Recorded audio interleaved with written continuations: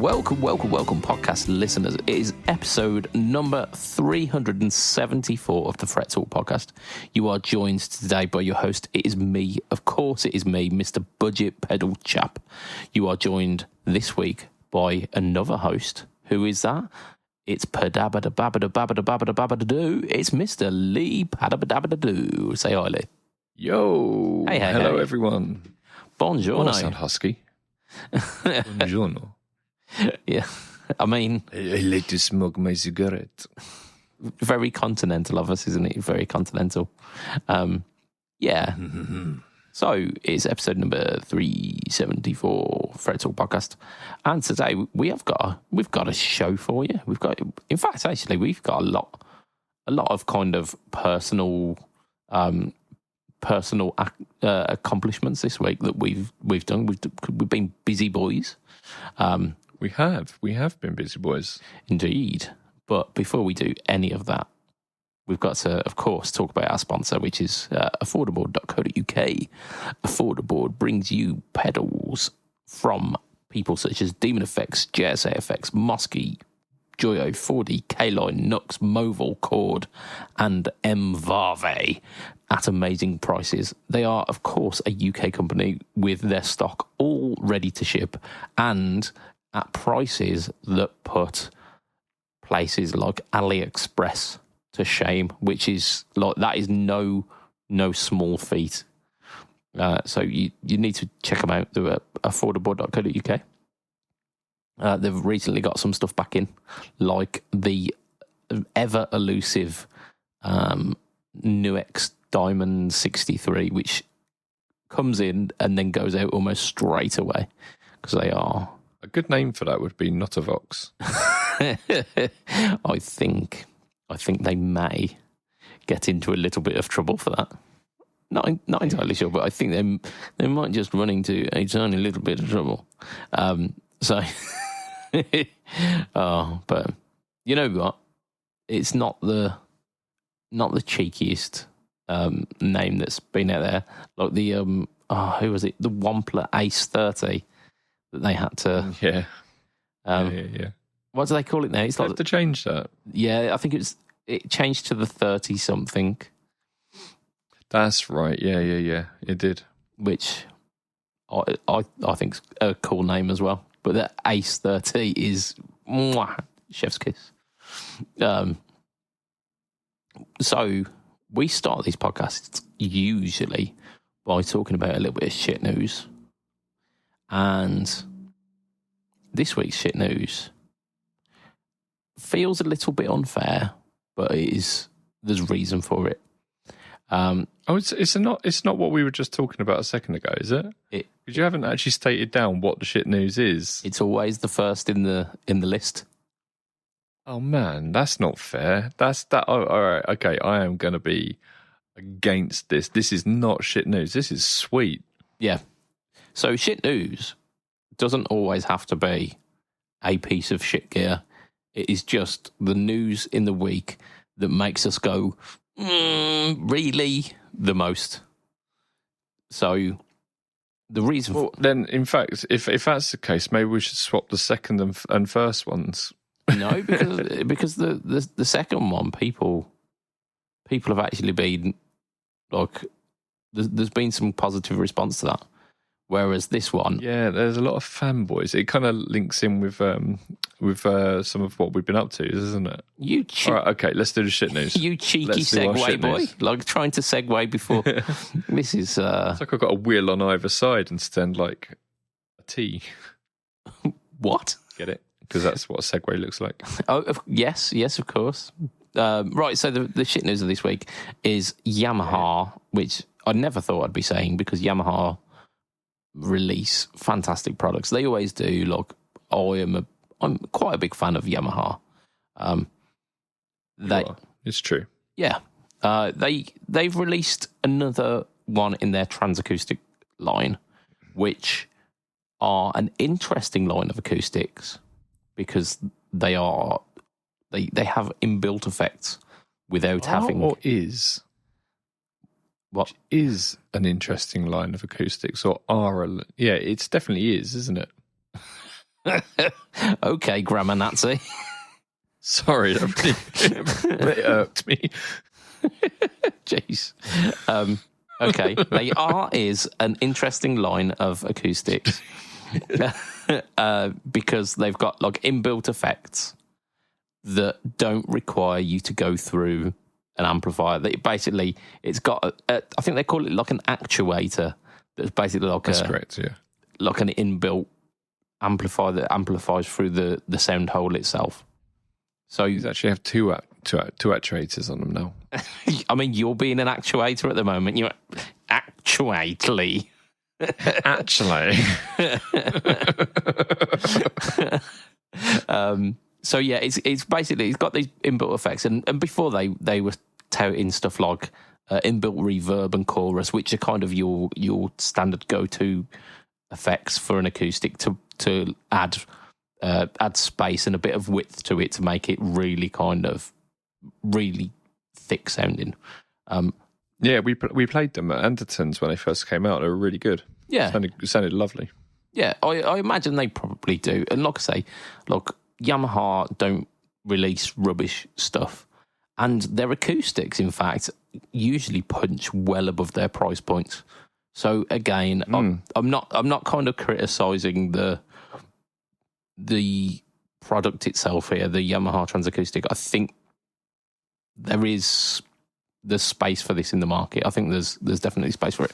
However, the new line of Transacoustics, the TAG3, has introduced a new feature on them. 2 new features. I tell you what, Lee, you carry on here. You obviously got a lot to say about this news, so you carry on. You tell us about the TAG3. All right, okay. So firstly, Budge is right. It does play fantastically. According to reviews I was watching, it was there was one chap who had lots and lots of acoustic guitars, very expensive ones, and he said this was the best playing acoustic he actually has now. So that's quite an endorsement. Yeah. So they have the chorus, which the chorus makes it sound more like a 12-string, which is nice, and the reverb just adds a little bit of roominess to it, so it's you don't have to go to your bathroom to play to get all that loveliness. And that was where they stuck on the original Transacoustics. Actually, they had a delay as well. Apparently, the delay is something they've added to this one. Is it? Maybe I'm wrong. Perhaps I'm wrong. Yeah. Well, that's what he had said in the reviews. But yeah, so they've added the delay, but that isn't the big news. The big news is they've added a looper to it. Yeah. And the looper works in such a way that it's got like a blue ring on the front, and you set the looper to start, and it will only start when you start playing. So you say okay, and then you start playing, and you do your loop, and then right at the end you just tap it, and then it starts playing back that loop. You press the controller on the top again, like where your EQ would be on any normal electroacoustic, and then when you start playing again, it will start doing the overdub, and you just tap the ring, and you can build up your layers like that. Really, really, really cool. There is an argument, of course, that setting a looper on, or setting a loop, stopping a loop at the end by having to touch something and using your picking hand by doing that can be a little bit problematic and maybe a bit restrictive, I guess. Yes. Whereas like using your foot would be better, but then that would include not being able to pick up a guitar and just starting to jam and doing loops and stuff. You'd have to go and plug a load of shit in. And I think one of the really big appealing things about this is you can just reach across, grab a guitar, and start playing and sound wonderful. Yeah. And that's our shit news of the week. Yeah, and the reason why I've put it is the shit news is because of the interface for this is basically you use your hands for playing guitar, and now you're having to use your hands to also switch the loop. I mean, it was the worry when I first saw it, but when I watched the videos of it, everyone was doing it so easily. Yeah. And I'm not saying it's necessarily a complete and utter deal breaker. And like you say, it's a guitar that you can just pick up and play. There's no kind of faffing with it. It takes away the steps between you picking up a guitar and actually playing it. Where if you've got to plug into a pedal board that's got a looper on it, and then you've got to plug it into an amp because it's obviously got to amplify that loop, that can be enough for you to go, oh, well, I can't be bothered to pick up my guitar now. And it's kind absolutely. of, it's reducing that friction. So I get it from that point. I do have an angle on it where it could be a bit shit, though. There is an alternative to the transacoustic, which is the high vibe system built into the lag guitars. Mm-hmm. And it's not just in the lag guitars, it's in other guitars as well. I have a friend who runs a company whose acoustics have the high vibe system built in, and we're going to be doing an offer code through Pedalboards of Doom with him very, very soon. And it's going to be only for members of the group. So if you're not on there, you can get on there. And that will be about half the price of this. And they look way better as well. They look really, really nice. So, keep an eye on that. And we will think, because these, like in America, these are $1,600. Yeah. That's a lot of money. Here in the UK, I think they're like $13.95. I think I've got that down as $13.95 on our document. Yeah, sorry, $13.59. $13.59. Yeah, which is an odd number. Maybe it was the other way around. I mean, it's not a cheap acoustic guitar. It's, I don't know, something that you, because I don't think I'd necessarily want this to be gigging with, because if I'm going out gigging, I wouldn't mind having to also bring a pedal board along. Like, I'd be okay committing to that level of commitment. So yeah, but you could what's it called? Busk. You could busk like a boss. Just rock up with your acoustic and start busking and have all your effects. Yeah, mate. Yeah, but like the little busking amps, because like if you're busking, the little actuators in the guitar aren't going to be enough to kick out enough volume. So you'd need an amp anyway. They usually have built-in effects. And if they don't, you could just have them sat on the top of your amp and it'd be fine. Like a couple of battery-powered effects, like a couple of like Joyo pedals, that like one of the JF series ones that are big enough to have a battery in, like a little chorus and a little. Everyone uses the Roland Cubes for this, don't they? Yeah, for absolutely. busking. And the Roland Cube has got built-in effects anyway, so you're not really saving anything with that. So I'm thinking you're not, look, it's not ideal for busking because it's not loud enough. It's not ideal for stage use because I'd look, if I'm going up on stage, I'd have enough commitment to that process to bring along some more equipment anyway. So this to me is a home tool. Like you say, it's a living room tool. It's for having your cake and eating it. You can have your guitar in the living room without having to have all your other gear in the living room and not upsetting your spouse, or your partner, or your roommates, or flatmates, or whatever. Yeah, absolutely. And like by my own admission, most of the practice that I do is I'll pick up an electric. I'll just pick up one of the electrics that are lying about and like play that unplugged, because the the process of plugging in is too much effort. Oftentimes it's usually before a podcast, and I'm waiting for like yourself or Matt to come online. I'll do a quick 5 minutes of practice there, or like if I'm waiting for, I don't know, like a file to copy from an SD card to my computer, I'll take a little bit of time to have a practice there. If I had something... Yeah, which is absolutely why I've always championed the Wazza Airs, because I can just whack them on my head, and then I've got best of both worlds. Yeah. So, like, the Wazza Airs, still a little bit pricey, but actually, realistically, like, the 500-ish quid that they are costing... Oh, they're not that much now, I don't think. But, like, I think they're even close to that. Even at that, like... that price for convenient, decent sounding practice is fine. This is now getting to a point where like 1,400 quid basically is a lot of money. It's a lot of money. Free. Oh wow. Okay. So I mean that's really affordable for a good sounding practice rig. Anderton's have got them for a great price. It's a little bit more, but the grower price is $369. Nice. Payment free. Yeah.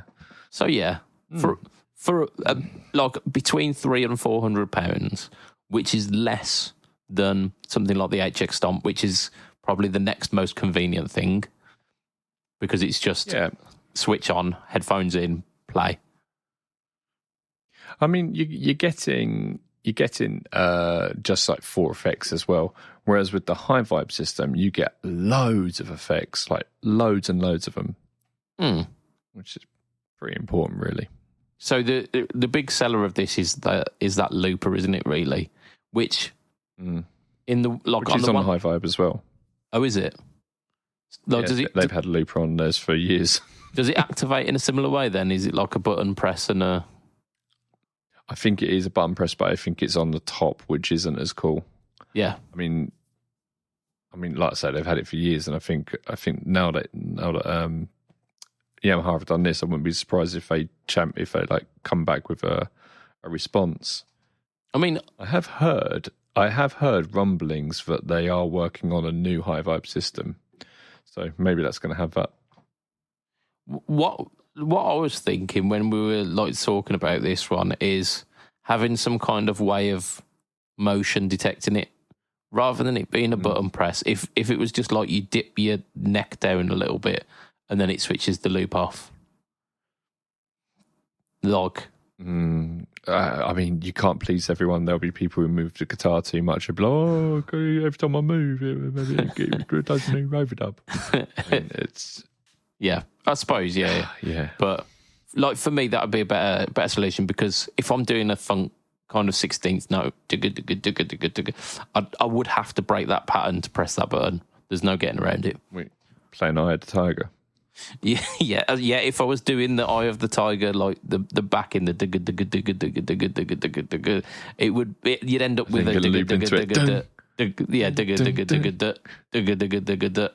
a kind of thing. So it would.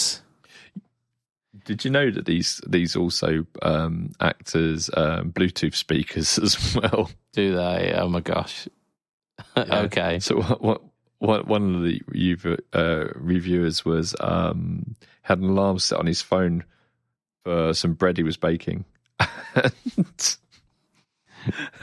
it came through the guitar, and he was like, "What the fuck?" I had that for a little while with my watch. My missus bought me a new watch for our anniversary, and it's got a little speaker built into it, and I had it set up with my old phone. And every so often I'd be playing YouTube on my phone, and it'd be really tinny, and I'd be like, "Oh, what's going on? Why is it sounding so like?" And I'd turn the volume up and down, and it'd be like, "This isn't as loud as it is usually." And then I'd notice it's coming through my watch. It was like, that's a feature that I don't need. Much like this, I suppose. Like again, like making it an ultimate convenience of the living room, isn't it? Really, like just having a tiny little and a way to freak out your significant other as well. Having it set so that your Bluetooth speaker is your acoustic. You're not in the room. You hook up to your acoustic speaker and then start playing something. It's like, what? Where's that coming from? You know what the worst case scenario is, though, don't you? Yeah, or like you don't even need to say exactly. Like, shit, I forgot. Yeah, or like why is there no sound? Every bloke here is going, oh. yeah. It's like the turning it up really loud because there's no sound. Yeah. I'll tell you, we had a similar sort of. It wasn't to do with that, but we were staying at a friend's house. It was a family's house. It was when we lived in England, so we were visiting Sweden, and they were out, and my wife and I wanted to listen to some music. So we started trying to Bluetooth some music over, like stream some music over to the to the stereo, but it was coming through really quiet, and we were like, "Why is it sounding so muddy?" And we were turning it up really, really loud, and suddenly it would stop, and we were like, "What the fuck's going on?" So we were putting it on. I think it was something like Rammstein or something as well. So we're like putting it, and we're like, "What the fuck is going on?" And it was connecting to the next door neighbour's house. Oh, brilliant! It took us a little while to realise it. So just kept playing it, and trying to work out. Yeah, what's going on here? That was funny. Yes. I think I sat down and laughed for about 10 minutes after that. So this transacoustic, I think it's a little bit of a miss for me. I think the additional features are a little bit of a miss. I like the idea. I like the vibe of the transacoustic, but I don't think it needs a looper. I just don't think it does. But like, hey ho. I like the idea of sitting out in the garden in the summer or at the beach or something like that, and just like, you don't even have to be with anyone. You could just be on your own and just playing a guitar and just chilling out, but actually having delay and stuff. Yeah, I suppose like there are like good points of it, but yeah, out of all of the stuff this week, it just made me go. So it's our shit news of the week. Lee, you've done quite a lot this week. Can you furnish us with your escapades of the week gone by? Right. Okay. So I have released a video about a hot rubber monkey, and if you want to know more about that, then go and watch the video, because some people need to watch it. Yeah, I mean, it like in terms of leave the mystery. Leave the mystery. Okay. Oh, fair. Yeah, go into Pedalboards of Doom and just click go and see what hot rubber, and it's pretty good actually. It's a pretty good sounding something. It's right up my street. Like it fully gets my vote, but yeah, man, yeah. I also did a live stream. Now, it's been a bit of a mixed reaction to this live stream. So, what we did before we did the live stream is we chatted about it, and we always chat about our experiences with pedals and that sort of thing over the years. And Budge talks to me about some of the budget stuff that comes through, and he obviously has the HX Stomp. I use Helix Native and stuff like that. And the guys have the Quad Cortex. I've obviously played Quad Cortex and stuff like that as well. Mm-hmm. And there was a lot of it. So what we did a live stream, just a fun tier list of modelers. Oh, sweet innocently. Just a fun little thing. Just a fun little thing. No, the most contentious thing you could put on the internet. Oh my God, it's unbelievable. And like, I mean, a lot of the context was, okay, what are the features? What is the price? Yeah. Because when you get up to a certain level, the tones tend to be pretty subjective. Yeah. They're all good in their own way. I mean, the only one on there that we found where the tones weren't that great was the Tone Master Pro, and that was from you. Yeah. You told me that, you were like, Helix is better. I mean, so it weren't that they weren't they weren't good. They just took a lot more finessing than other modelers at that price point. Like, you could pull up a model on the Helix and you're pretty much there. You only need to do tiny tweaks to get it where it needs to be. Whereas with a lot of the things on the ToneMaster Pro, there was some broad sweeps that you had to do before it got to a point where you were going, yeah, this is sounding good. And look, it was really high fidelity. We can't base it on more than just like our own experiences. And as a team, we have experienced pretty much most of these. I think the only ones we haven't really experienced were a couple of the Chinese ones, which are pretty much white label anyway. Yeah. And the fractal stuff is the fractal stuff, which no one has played unless you're in a band that's got fucking 1 million hits and a platinum record.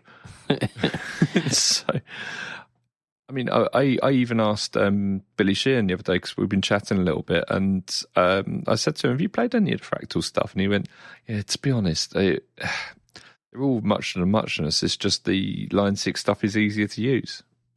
Yeah. And much better supported than everyone else. And obviously the Line 6 guys really like him, and they do all the stuff for him by putting his own amps on there and that. Yeah. So, so what we did was we looked at the Shiznit, and we made a tier list. And as I even say in the video, okay, if you think that I've got any of this wrong, let us know in the comments where you would have put things. Yeah. Oh my God, people don't understand that. Come on. Yes, there's a lot of people trying to justify their own purchases, weren't there? Confirmation bias, that's all they want. It's all confirmation bias. And I'm not going to point out any specific modelers, but there was definitely a lot coming from a certain camp, a certain tribe of modeler. There were a lot of butthurt coming from over there. Yeah, I had to put. I couldn't justify the ToneMaster Pro and the Fractal gear being modelers that were equivalent to a Helix being so much more expensive. That as expensive as something like a Quad Cortex, which we know sounds great, and we know also does the profiling. Yeah, it does modelling and profiling, and has got, like, in terms of like effects, has got a catalogue which is triple, quadruple the ToneMaster Pro. Because that was another thing that I was lacking when I tried it, was there was very few selections of, like, there was a phaser, a chorus, a couple of delays, etc., etc. Whereas the Quad Cortex has got basically like years worth of like the plugins that they could draw from that. Line 6. One of the comments was, "Oh, how can you put the Quad Cortex in S tier?" Spoilers. When it doesn't even have full plugin support yet. And I said, "Well, what other bit of gear on here has any plugin support?" Yeah. Point to the one in that the S tier that's got the plugins. Yeah. Yeah. I mean, I'm not a Quad Cortex user, but I would be. I would be. I'd absolutely go down that route, because I really like them, but I like my individual pedals as well. Mm. Yeah. However, I still stand by everything I put on there, but I am open to people telling me what they feel I might have done differently and why. What I'm not really open to is people calling me names for my opinion. It's just rude. Yeah, there's a entitlement that certain people have on the internet, and I think, like, being behind a keyboard, people are really bolstered by that entitlement, where if they were in person and saying it to your face, they would be a lot more considerate. It would be because I'm 6'3".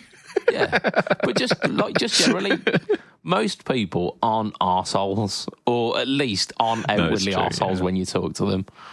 They might. Well, yeah, yeah, exactly. They try not to be too much of an arsehole to your face because, I mean, it's just they don't want you to do it back to them, I guess. But it's silly. It really is. However, we have got good engagement on it, and that's nice because that means the algorithm pushes it. So even if these people aren't being the nicest, I mean, we have got some really lovely comments on there as well. Yeah, there's been some fantastic people on there. It's not like we don't know what we're talking about.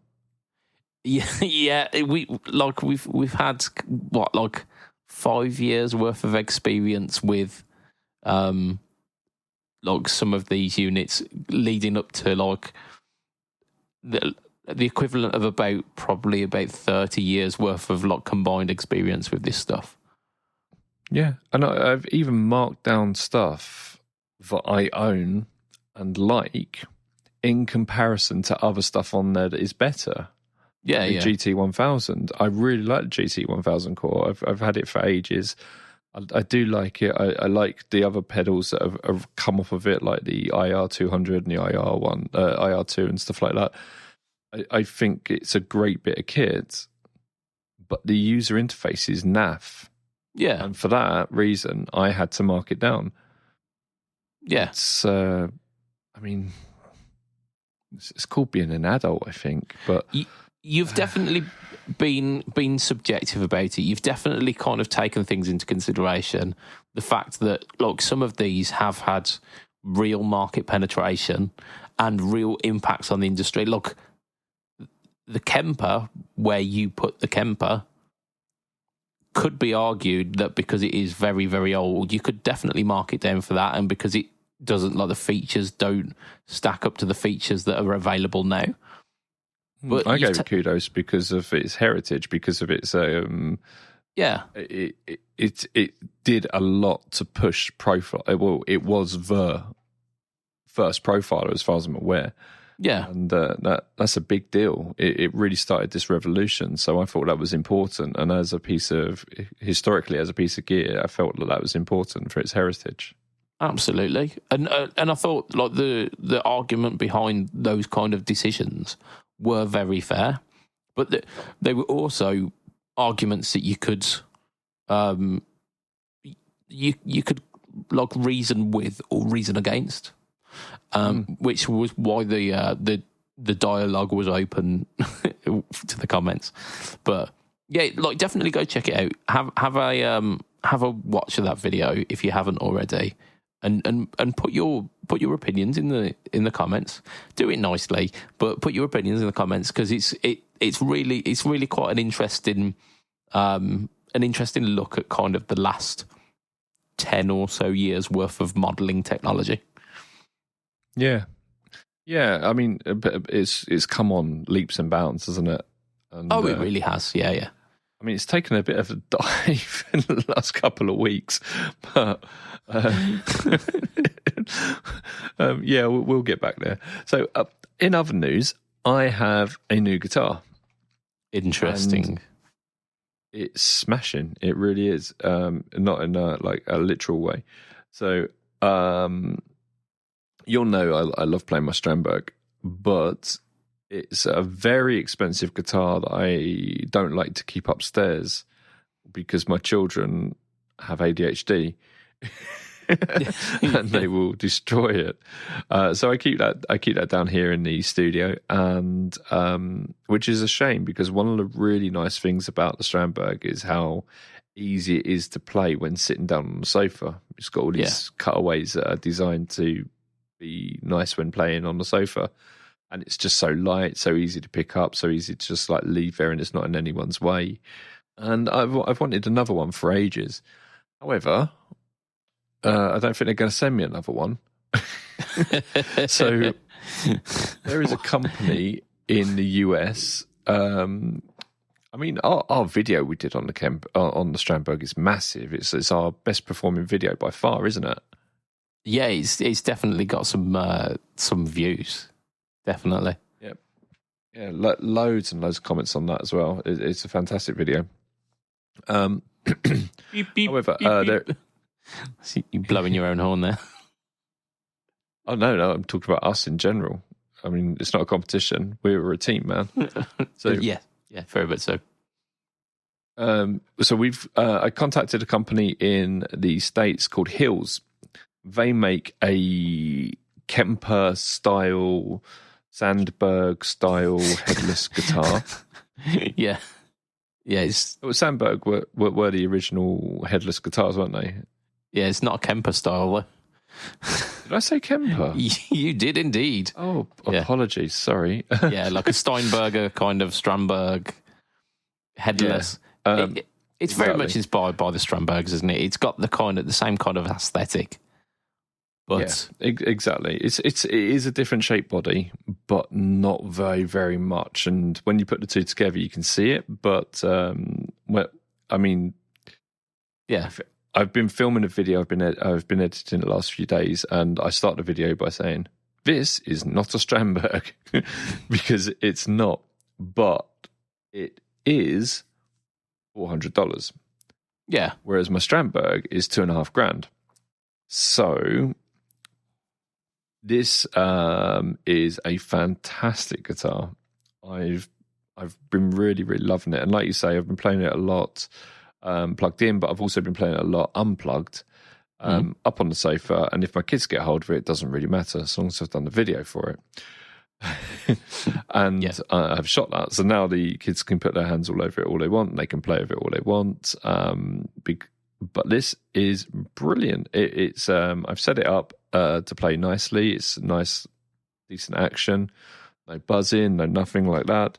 It's nice and light. It weighs about the same as the Strandberg. It's not chambered though. Roasted maple neck. Rosewood fretboard. I can't think of the bloody name of it then. What's the body made out of? Is it mahog? Not a bloody clue. Not a clue. It does sound more Les Pauly than my Strandberg. Interesting. Yeah. It's definitely got a lot more low end, but that could just be the pickups. Could be. But low end, not how I like it. It's a bit more muddy than I like. But that's going to be personal preference. Yeah, absolutely. So what's this called? This is a Hills Ivory, I think this one's called. But I will have all the details of the guitars in the range, well, roughly in the range. I'm doing a video on it. It's quite a complex video, but I think it's good. Yeah. I did, however, when I was filming it, have the camera in the wrong fucking position, so I'm not in the middle of the video. I'm over to the left a little bit, and that's annoyed me. But I'm not reshooting it. I'm going to make the most of it. Yeah, just crop it a little bit. You'll be good. You'll be all right. Yeah, it cuts the guitar off, but I will have pictures of the guitar popping up all over the place. Yeah, it's missing a headstock. I mean, you don't need to get all of it in anyway. Body it cuts off. Fair enough. Yeah, so when we watch it, yeah. It's really a lovely, lovely guitar, and what I think is a lot of people are anxious about going down the route of Strandberg because the neck's a bit weird, the body's a bit weird, and they're like, "Oh, is it actually worth it?" At this price point, I mean, you got to be able to try it. Yeah, they're $399 in the UK because you can get them from Andertons. Yeah. It's called the Hills. The Hills Next. It's not the Ivory. I think that the Ivory was potentially the body. It's they're all called the Hills Next. All of their headless guitars are called the Hills Next, but I think this is the Hills Next Ivory. Yeah. Mahogany is the body, by the way. Is it? Yeah. Oh, that's interesting. Yeah. The Next Ivory. Yeah, that's the one I've got. Yeah. They also do it in metallic coral orange, which looks fantastic. It does, doesn't it? That's a new one. They didn't have that when I last looked at them. Yeah, they also But do they, blue as well. Look at metallic electric blue. Looks fantastic. Yeah, I like that. I do like that. I mean, they have said to me that they're working on a 7-string. Interesting. I don't know if I'm allowed to say that, but yeah, I mean, they've got some really lovely guitars, and they've got one called the YOLO, which looks like one of Matt Bellamy's guitars. It's interesting. Yeah, they've got a couple of like guitars with headstocks as well, haven't they? Yeah, they've got like have a look at this one called the Talent. Have you seen this white? This one that looks like a mix-up between a Les Paul Junior and a Telecaster. I have not, no. What's it called? The Hills Talent. The Talent. The Talent HT3. Peculiar. Oh, look, I don't like that headstock, but it's the headstock's naff on that. That's better without. Yeah, it's like I tell you what, actually, PV used to do a Telecaster. I think it was called the PV Raptor, and very similar body shape to this. I remember that. Yeah. Very similar body, but look, they're doing everything in the right way. They've got the roasted maple necks, the stainless frets, the heel adjust spoke, like truss rod adjuster, which this has as well. So yeah, all like very, very, very interesting. I was considering a headless myself to expand the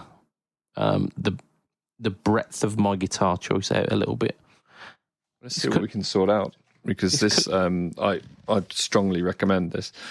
There are things I don't like about this, and I prefer over the Strandberg, but I mean, yeah. Again, you got the cost. Even if you look at the Strandberg Essentials line, which is what I tried to directly compare this with when I was doing the pros and the cons, that's still $1,000, whereas this is like 400 quid.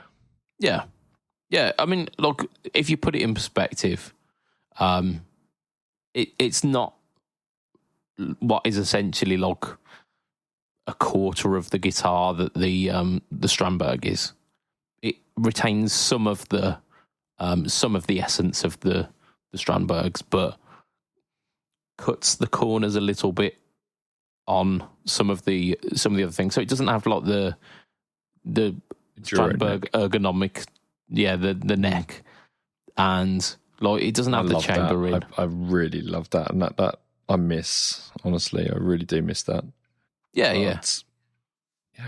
I think this is good. It plays fast as well. It's got like a slim C neck, and it plays really nicely. It doesn't feel like an Ibanez where, you know, like sometimes they feel a bit too flat. Yeah. You've just got the neck radius that's just a little bit too perfect. I'm running my fingers up and down the sides, and I mean, it feels nice. It's not peeking out anywhere. I mean, it is a well-made guitar, and I was nervous about getting it because I was nervous that they were sending me a guitar from the States, and it was going to get here, and I was going to be like, "Oh no, that's shit." Yeah, but it wasn't, and I'm pleased about that. I'm really pleased about that. I mean, you look weird without your glasses on. I don't know if I've ever seen you without your glasses on. Don't ruin the illusion. People don't know that I can't see them. Oh dear. So it's an interesting like dipping your toes into the headless market without it being like one of the very, very cheap copies where it's there for the aesthetic and doesn't do any of the good bits. Yeah, I mean, you will get most of the idea of the benefits of having a headless guitar. And then if you're really like, do you know what, I think this is for me, then maybe you can look at a Strandberg next or whatever. Yeah. Or I mean, you can buy a bunch of these for the cost of a Strandberg. So yeah. one in each room. Oh, they've got the green one as well. Oh, right, yeah. So let's move on anyway, because we have got guitar news to talk about this week. Let's do it. We've got. We'd be silly not to talk about the Fractal release, because it's big news this week. It really is big news. The Fractal Audio have bought out basically what is essentially a HX Effects. So a bit like their Fractal Axe Effects units, but without any of the amp modeling. So it's just all of the effects units. It's an interesting looking unit. The VP4, I think, is what they call it. Looks like a Boss unit, doesn't it? It kind of has some kind of vibes of that. It's got a screen on it, so it's I think visually looks a bit like the Head Rush in terms of the screen. Yeah, the screen. It looks like the interface looks very Head Rushy. It's got a couple of buttons. You've got like home, save, page left and right, and then like a couple of like enter and exit kind of buttons, and then you've got 4 foot switch buttons as well. So ultimately, quite it looks simple to use. It does look much more simple to use than some of the other ones I've seen that they do. Yeah, and it's saying it's 400 effects built into this. Almost 130 delays. I mean, I don't think you necessarily need that many, but there you go. I like delay. I have a lot of delay pedals, but yeah, 78 different reverbs. I think so. Last I checked, if you include like all of the legacy reverbs, you've got about 20, I think, in the Line 6 catalogue. There are about 20 different reverbs. So 78 different reverbs and 130 different delays. You're definitely adding more variety, more options here. And Axe Effects are known for their good sounds. Like people do rave about them. Apparently, not that we have ever had the opportunity to try them. No, but like from the Never market, seen them in a shop. Yeah, I mean, I've been to some of the best shops in the world, and I've never seen them in a shop. Yeah, I think they're more prevalent over in the States, I believe. Whereas they haven't really kind of penetrated the market over here. But you've got a noise gate on the input as well, a bit like on the Helix stuff. Master EQ, set the levels individually. You'd expect that kind of stuff. You've got 4 foot switches, so I assume you've got the additional, like you can have 4 individual effects there, and then you can add 2 additional pedals in, be them like additional foot switches or expression pedals as well. So like you've got options. There's also MIDI as well, so if you do really want to get the most out of it, it's MIDI via 3.5mm jack as well, which seems to be the more best way. Well, it seems to be becoming the industry standard. Some people are still using time. Yeah, I don't know, but I don't even use MIDI. Shut up. I know, but for me, a MIDI connector is that like 8-pin connector. But I suppose like I have 3.5mm jacks kicking about somewhere. I don't tend to have a lot cheaper to buy it than MIDI cables. Yeah, and you can get them in much like a much bigger variety of sizes and qualities and lengths and whatnot. Right angles and stuff like that, yeah. Yeah, absolutely. Yeah, so, yeah, I'd probably agree with that. You've got inputs. It's stereo in, stereo out as well by looks of it. Which Spiff. you would expect.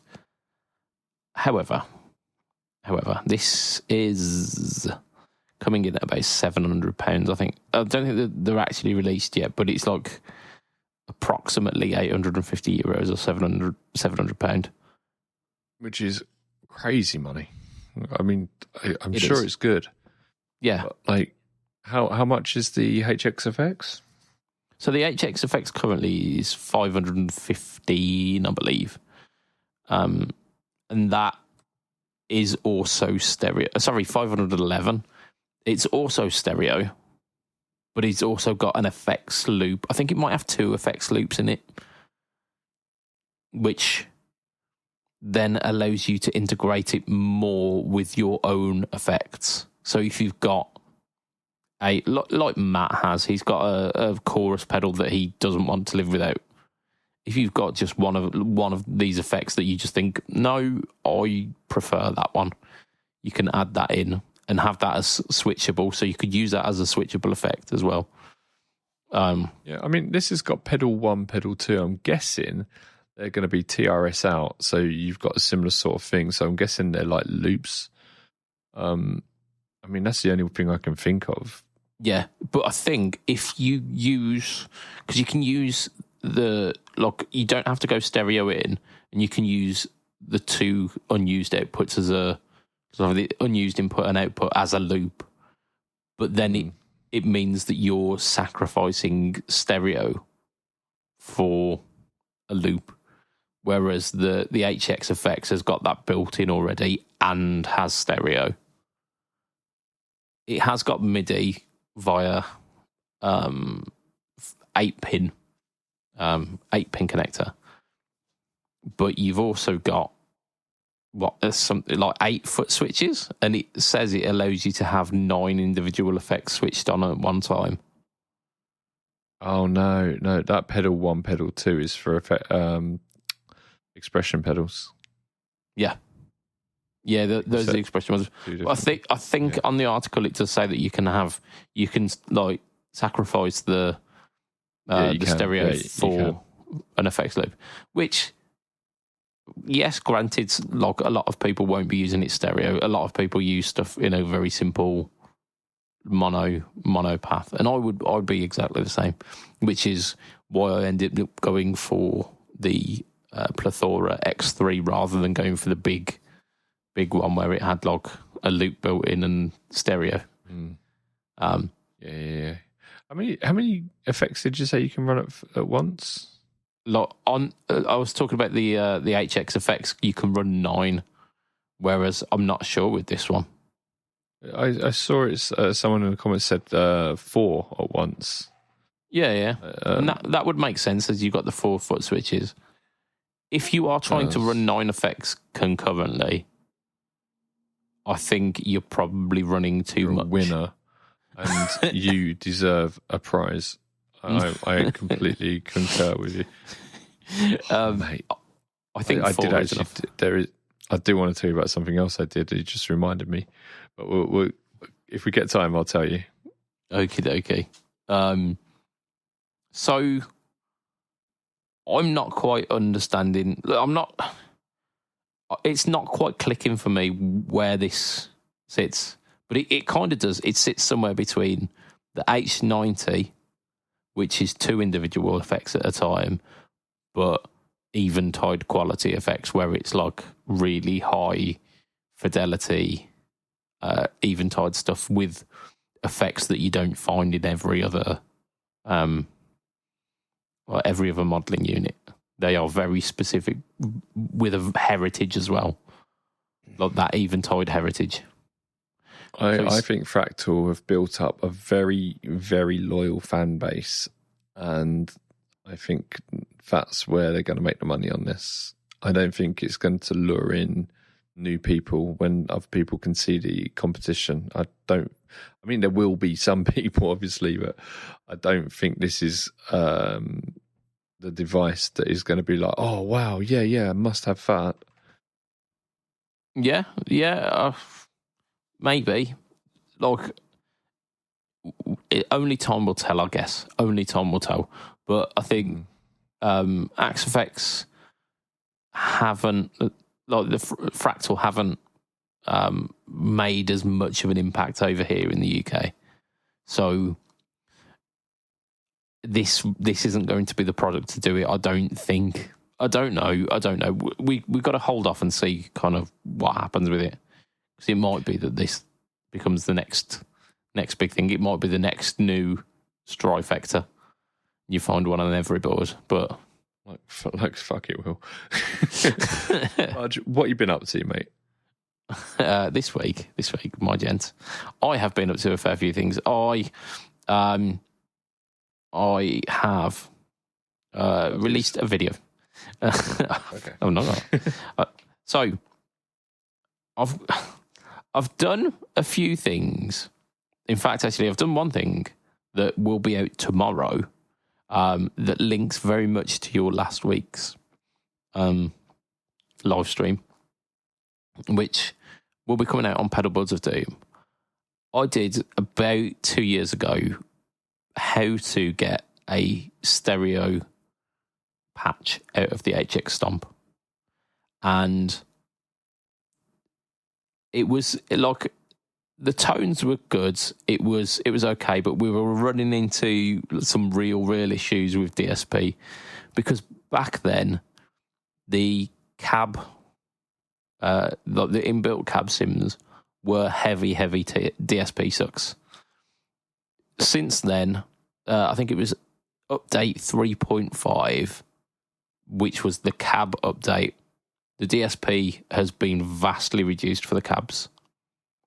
And you can run stereo cabs as an individual block as well, which is really cool. I've done a video that shows clean and a dirty patch using the new cab updates, and I've managed to. So the first one I used like full amp simulation. So it simulates the entire the pre and power amp section of the amp. They're quite DSP heavy, so I did that for the clean tone and managed to get a really full sounding clean tone. I did a kind of crunchy classic rock driven tone where I did just using the preamps, and it allowed me to mix and match with a couple of drive pedals as well. And I end up making a stereo patch that sounds absolutely massive, but also has got 2 drive pedals that you can stack together with it. So you can do them as individual or stack together, nice. And it gives an absolutely amazing, like 80s rock and metal tone. Stacking drives is such a pleasure because it's like you can turn 10 different drive pedals into like 100. It's fantastic. Yeah, and like the drive pedals that I chose for it, I'm not going to tell you exactly which ones because you need to watch the video tomorrow. But the drive pedals that I chose for it were kind of like classic and relatively low gain. So what I ended up getting out of it was a generally kind of pushed. So you had your crunch tone and then a pushed crunch tone with a couple of overdrive pedals, giving that kind of classic, almost kind of like Randy Rhoads-ish 80s tone. Nice. If I went for slightly more extreme sounding pedals, I could get that to push even further and then end up getting some real cooking tones. So there's a lot of versatility to be had there. And I think kind of conceptually, it shows off that there's a lot more mileage with experimenting with stereo with the HX Stomp now. So it was a really nice update to do.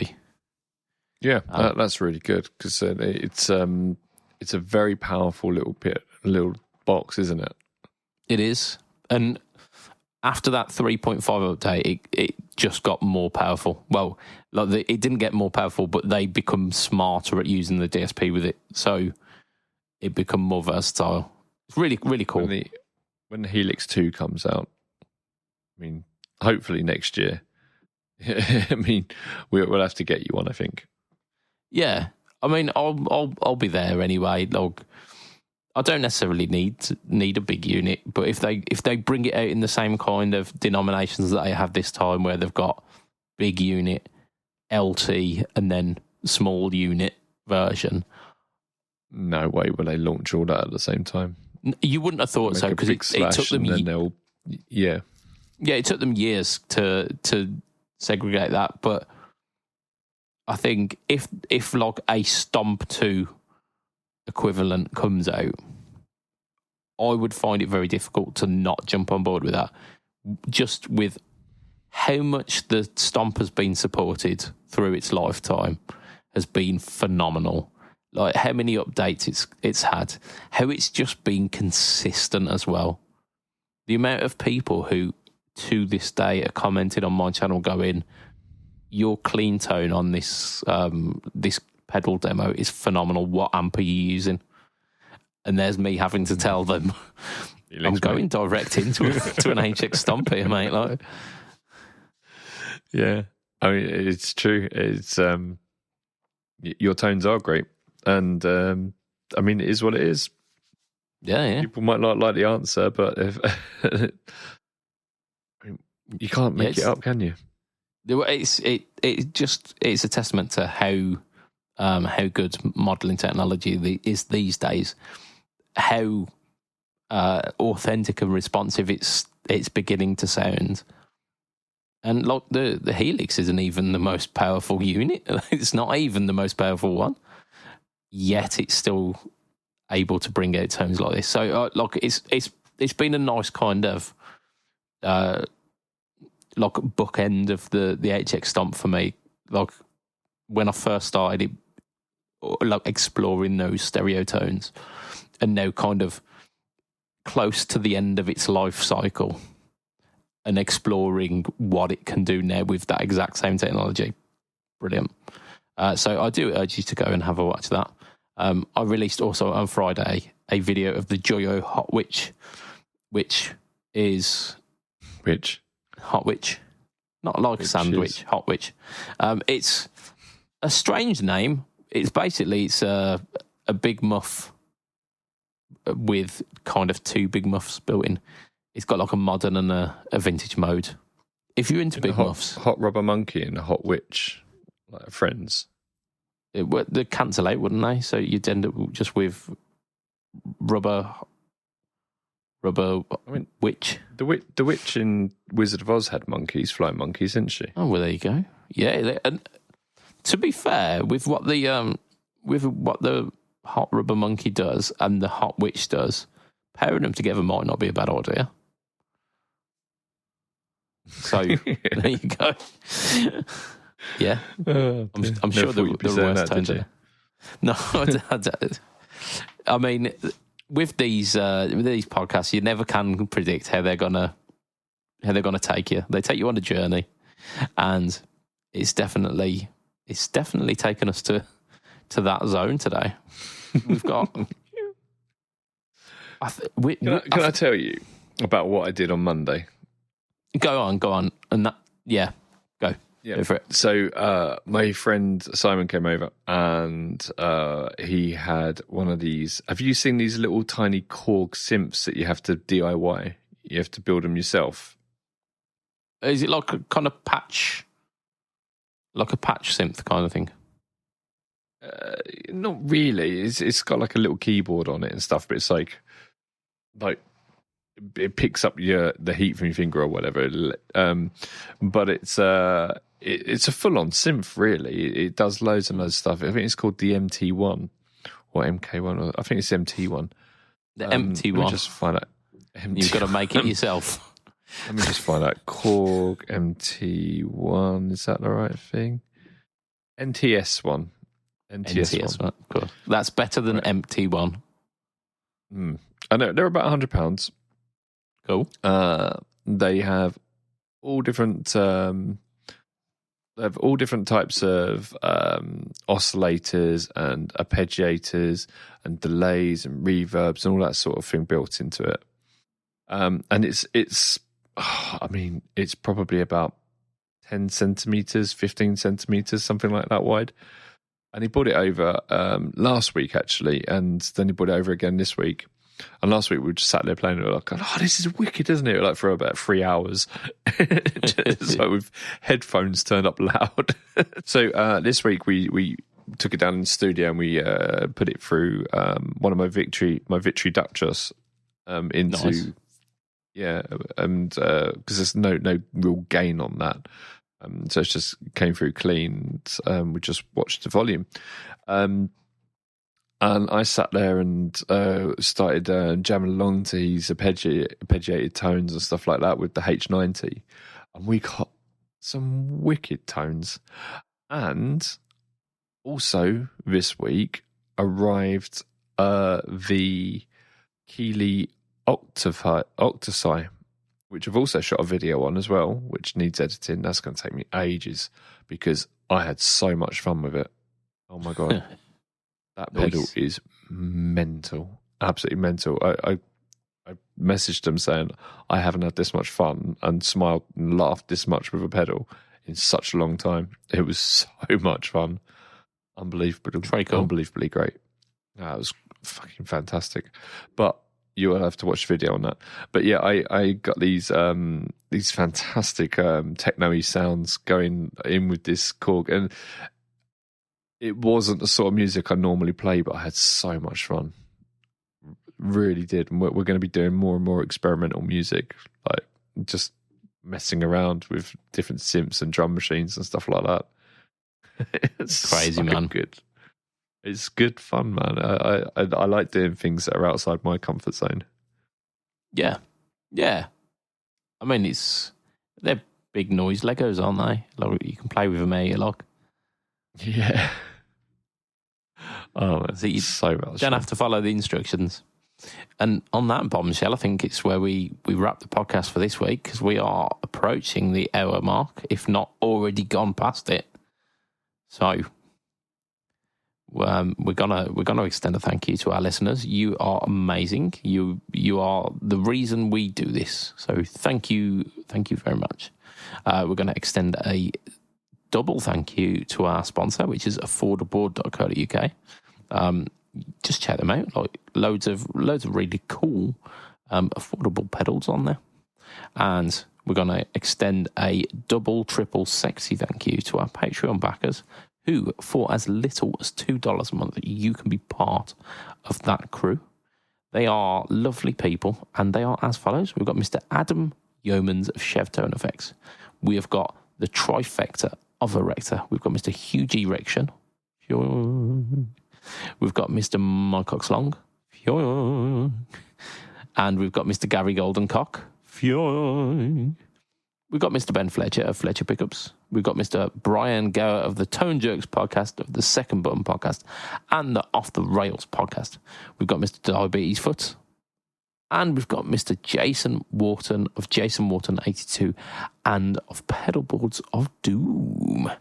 If you want to catch me online, you find me at BudgetPedalChap at Facebook, Instagram, YouTube, and the other one, Threads. And they are all at or / BudgetPedalChap. And of course, this week I have got the Joyo Hot Witch. And potentially on Friday, potentially, we might have the third board on the budget coming out. Ooh. Ooh. And Lee, where can we find you online? You can't. Okay. So you can find me running the Pedalboards of Doom group. You can find me on YouTube. We've got a page as well. We've got YouTube. I've said that already. We've got Instagram, which someone needs to run. If you want to run our Instagram, talk to me. You can usually find me on Facebook Messenger, or you can email us. Our email address is knocking around. But if you've got any questions about what we do, contact me and we will talk. Yes. Might not. Absolutely. Did you hear that? That was my watch just randomly. Just chiming in. Where have you been for the rest of the podcast? Watch, Siri. Come on. You can't jump in at the last minute. I thought you would press something to like, I'm not sure I understand. Oh dear. Right. That's where we're going to end it for this week. So from myself, Mr. Budget Pedal Chap, from Lee, it will be a tatty bye and good night for this week. Right a bit. Bye.